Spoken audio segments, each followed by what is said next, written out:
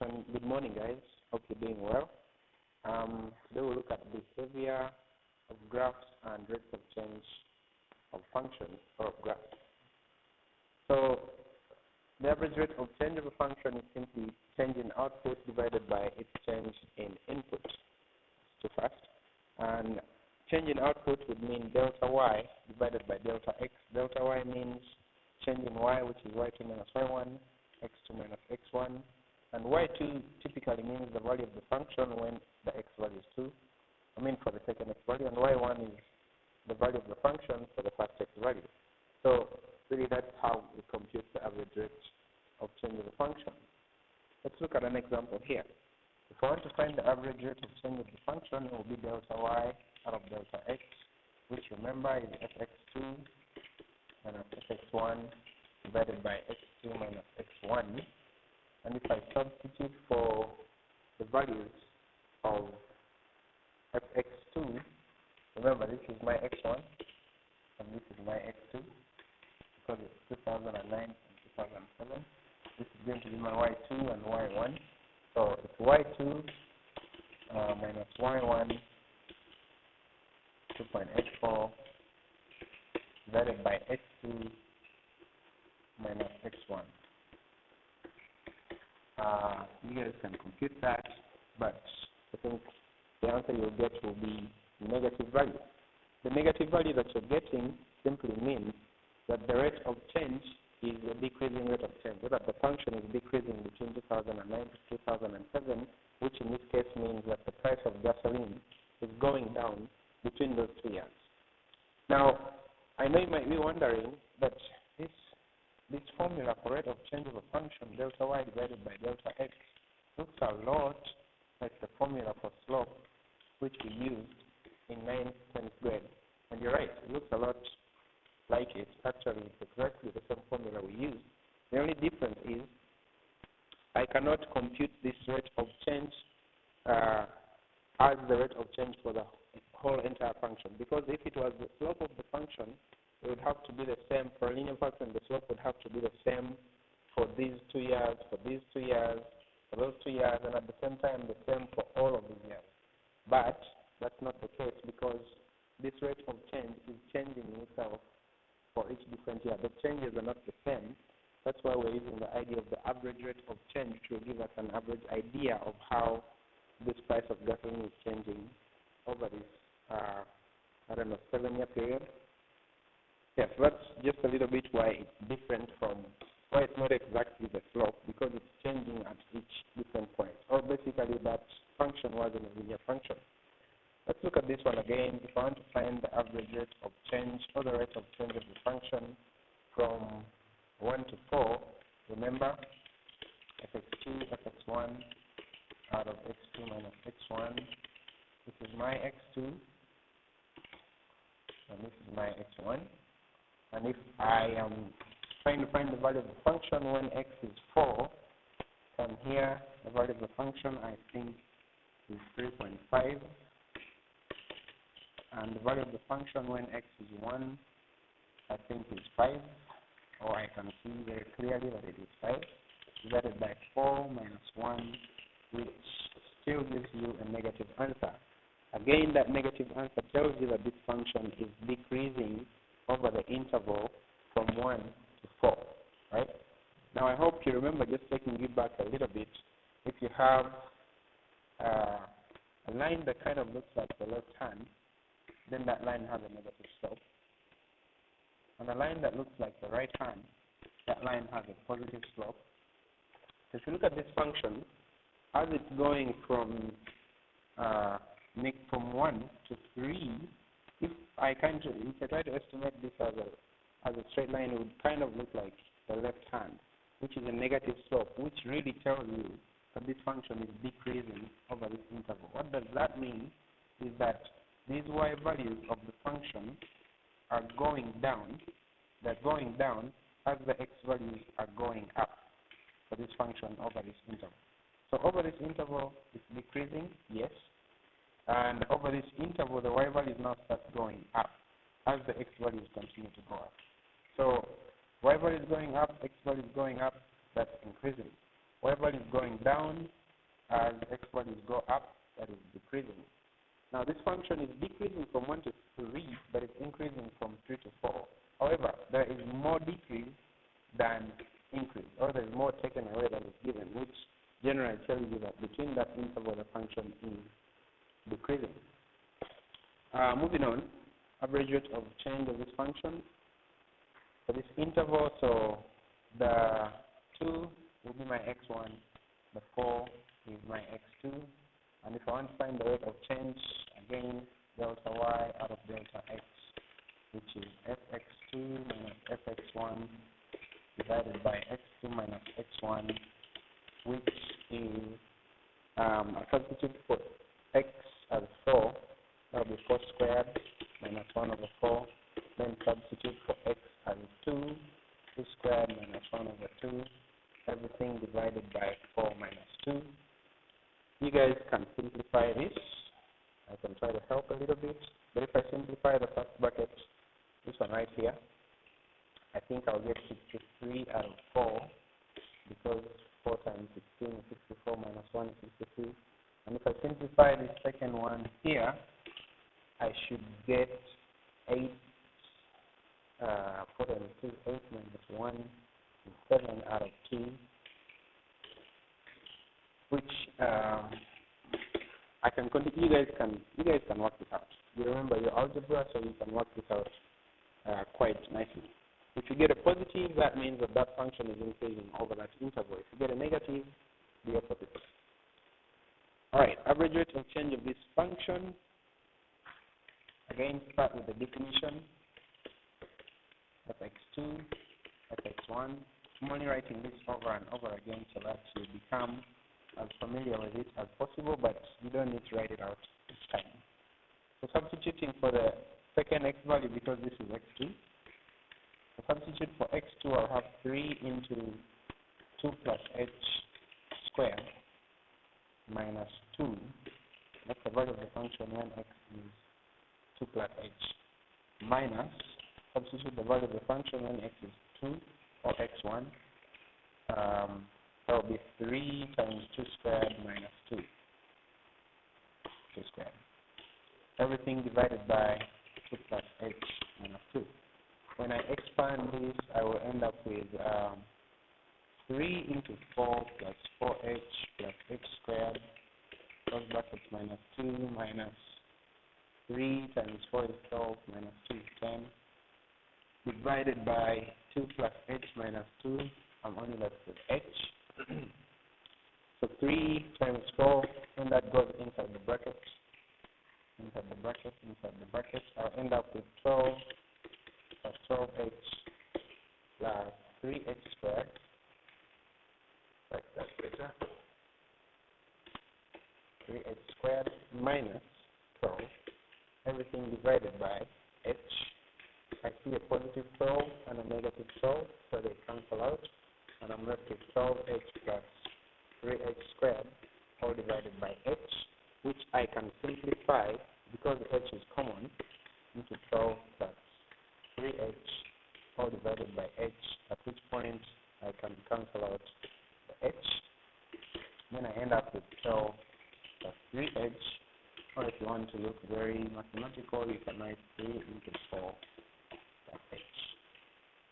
So that's the value of, that's the average rate of change of this function on this interval. All right, so how do we determine whether a function is increasing or decreasing? I kind of talked about this before already. If the values of the function, that's the y values, are going up as the x values are going up, that function is increasing. Look at this. The value of the function here at this point is negative 20, and the x value is negative 4. As the x value goes up to negative 3 now, the y value has gone up to positive 8.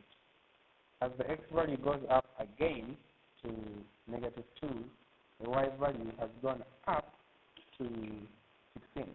So as the x values are increasing, as you're moving to the right across the graph, the values of the function or the y values are going up, which tells you that that function is increasing over that interval. Now right here at this exact point, the function is neither increasing nor decreasing. It's actually changing. It's changing from being an increasing function to being a decreasing function. Because in this range it is decreasing again for the same thinking, but the values of y will go down. The values of y will go down as the values of x continue to go up. Remember, you're moving right across the graph, to the right across the graph. So if you think about it in terms of slope, positive and negative slope, remember this is the positive slope and a negative slope. This function has an increasingly positive slope. Sorry, a decreasingly positive slope as you go across this function. The slope is positive, but the slant is kind of reducing up to when you get to this point where the slant is 0. It is reducing in terms of slantiness, in terms of the slope, but it is still positive. And when you get to this point where it is 0, that tells you that the function is neither increasing nor decreasing. And after that, the slant kind of looks like the left hand now. If I draw tangents to this graph, the slant will look like the left hand. And then I'll get to this point again where it will have a zero slope or 0 gradient, and then the graph increases again. So the basic idea is as the values of the function go up, as the x values go up, that function is increasing over that interval, and if it is the opposite, it is decreasing over that interval. For points like this, in 10th grade we call them turning points. Here we'll call them extrema, local extrema. The graph is neither increasing nor decreasing.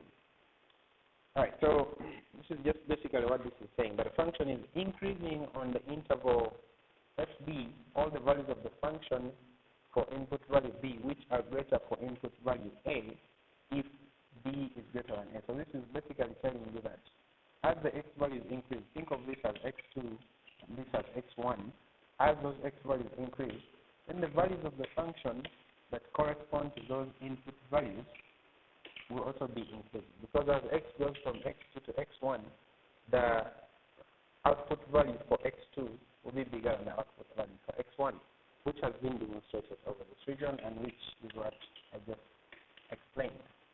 And the opposite is true, that the function will be decreasing.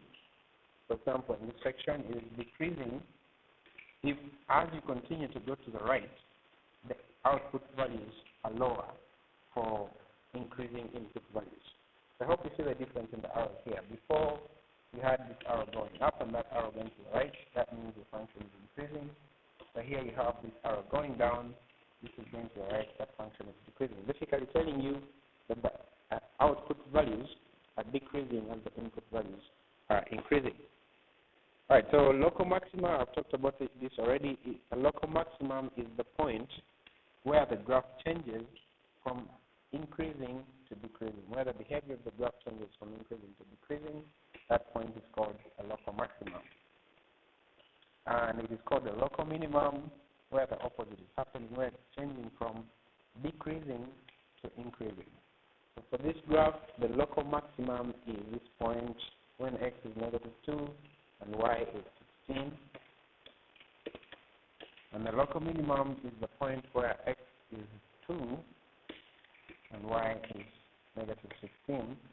The graph is increasing between this position and this position. The graph is increasing. So between -infinity, because this was continuous, because of our arrow, between -infinity to -2. Now, pay attention here because I have not used the square bracket. If I use the square bracket, it would mean that -2 is included for the main section over which the curve is increasing. However, I know for a fact that at this point, when x is -2, the graph has 0 gradient, which means it's neither increasing nor decreasing. So the -2 should not be included, because at that point, the graph is neither increasing nor decreasing. The graph is decreasing for sure over the interval from -2, again, not included, up to +2. And again, not included. And the graph is again increasing over the interval from +2 to infinity. Please remember the meaning of this. And yeah, the graph is constant when x is equal to negative 2 and when x is equal to positive 2. Moving on, right, let's find the local maximum and minimum. Remember, in 10th grade we call them turning points. The maximum and minimum we call them turning points. Here they are called local extrema. Really just naming, but the idea is very closely similar. Alright, we're trying to find out whether the function is increasing or decreasing, and also the local maxima and the local minimum. So the local maximum, or the local maxima, is this point right here. This is the same graph. Negative 2, 16, and the local minimum is 2, negative 16. The graph is increasing. This is the graph we just did a couple of seconds ago. So, yeah, it's increasing from negative infinity to 2, negative 2, and it's also increasing from positive 2 to positive infinity, and it's decreasing from negative 2 to 2. Remember why these are not included. I hope you haven't forgotten that. Alright, identify the intervals on which the function appears to be increasing, decreasing, and constant. If I look at this, this is going to be increasing because that's where it looks a little bit more like the right hand. That's just a quick way that I visualize it. Again, here it looks a little bit more than the right hand, so it's also going to be increasing. Here it's decreasing because between this interval and negative infinity, it's decreasing because it looks like the left hand. Something is happening here. It's also looking a little bit like the left hand, so it's going to be decreasing. That's just my way of visualizing it, but the actual proper way is you look at the values of the function as you move to the right across the graph. As I move to the right across the graph, what's happening to the y values of the function?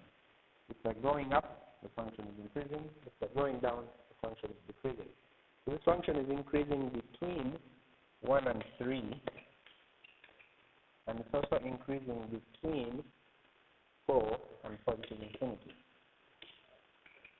The function is decreasing between negative infinity and 1, and it's also decreasing between 3 and 4. And the function is constant at x equals 1, constant at x equals 3,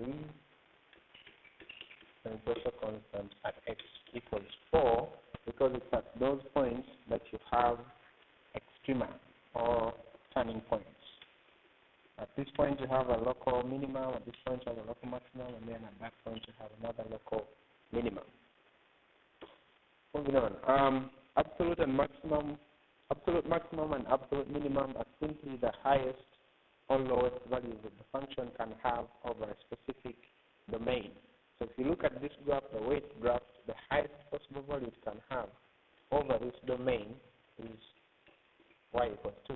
And the lowest possible value it has over that same domain is y equals negative 2. So those values are called the absolute maximum and absolute minimum. Just to note that not every function will have an absolute maximum or an absolute minimum. Just a quick just to show you that idea is, if you look at this graph, it's continuing indefinitely in the positive y direction.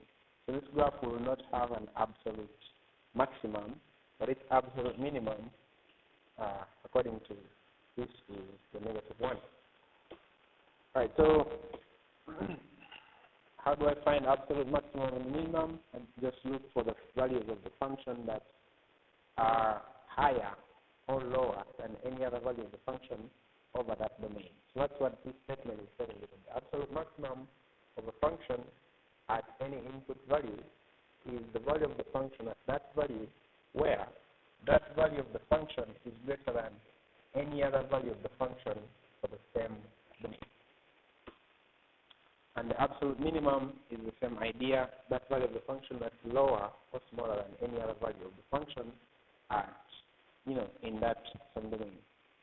find the absolute maximum and minimum of this one.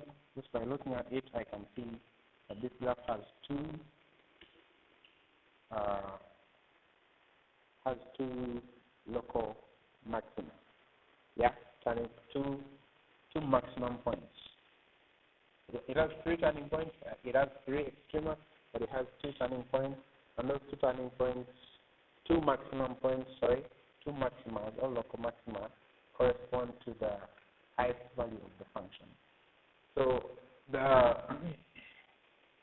absolute maximum of this function is the value fx equals 16. And that happens when x is 2, and also happens when x is, happens when x is 2, also happens when x is positive 3, negative 2, and positive 3. And its absolute minimum happens at this position here, is y equals 0, or fx equals 0. And so fx is 16, or fx equals 0. If I want to be more specific, I can say absolute maximum is f of negative 2, which is equal to 16, or f of 3, which is equal to 16. And its absolute minimum is f of 0. No, sorry. Absolute minimum, that's not the lowest value of the function. So give me the lowest value of this function over this range is that which I'm going to call 10, and it's happening when x is 3. When x is 3. Yeah, sorry about that. Absolute minimum is fx equals 10, or f of 3 is equal to 10. Alright, so I hope this helps. Enjoy your homework. Oh, this is what I mean when I say go to complete the increasing and decreasing column of the parent graphs from the previous page. I told you to ignore that, I think on Tuesday, but now you go back to it and complete it and still take a picture of your work. You just be saying over which interval the function is increasing or decreasing. Hope you can see that for this one, it's constant over the whole domain because the value of the function is constant. So yeah, that's the part that I want you to do.